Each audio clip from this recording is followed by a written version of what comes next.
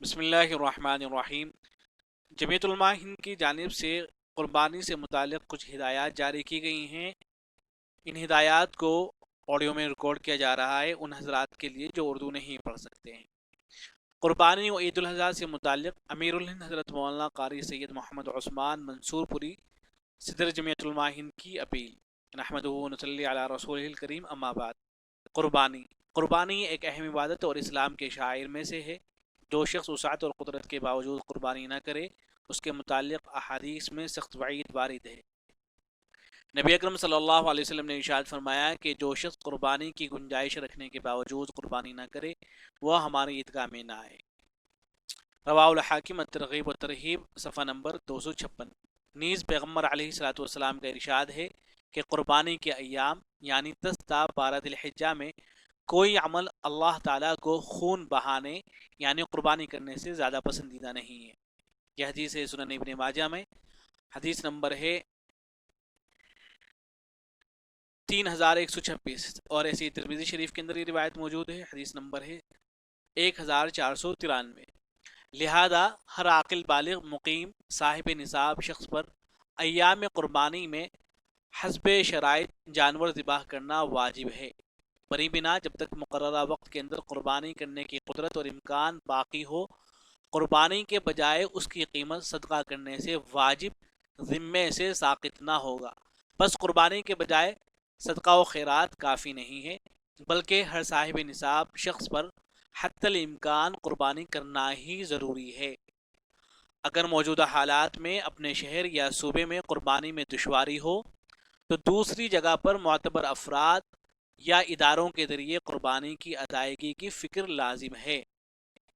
البتہ اگر بالفرض قربانی کے ایام گزر گئے اور قربانی کی کوئی صورت اصالتاً یا وکالتاً ممکن نہ ہو سکی تو اب اگر پہلے سے جانور خرید کر رکھا ہو تو اسے ہی زندہ صدقہ کرنا ضروری ہوگا، خواہ ایک آدمی نے وہ جانور خرید رکھا ہو یا متعدد حضرات نے حصہ لے کر خریدا ہو۔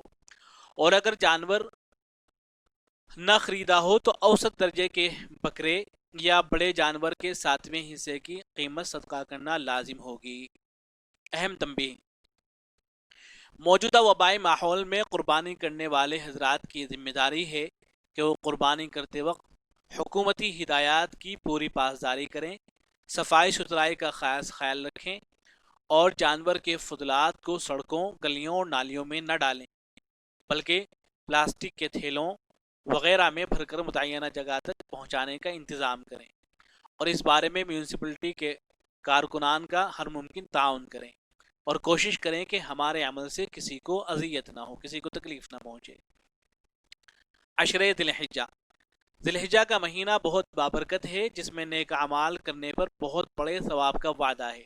نبی اکرم صلی اللہ علیہ وسلم کا ارشاد ہے کہ اللہ تعالیٰ کو عشرہ ذی الحجہ کی عبادت سب سے زیادہ پسندیدہ ہے، اور ان ایام میں ہر دن کا روزہ 1 سال کے روزوں کے برابر اور ہر رات کی عبادت شب قدر کی عبادت کے برابر ہے۔ یہ حدیث ہے ترمذی شریف کے اندر، حدیث نمبر ہے 758، ابن ماجہ کے اندر ہے، حدیث نمبر ہے 1728، الترغیب اور ترہیب میں ہے، صفحہ نمبر ہے 271۔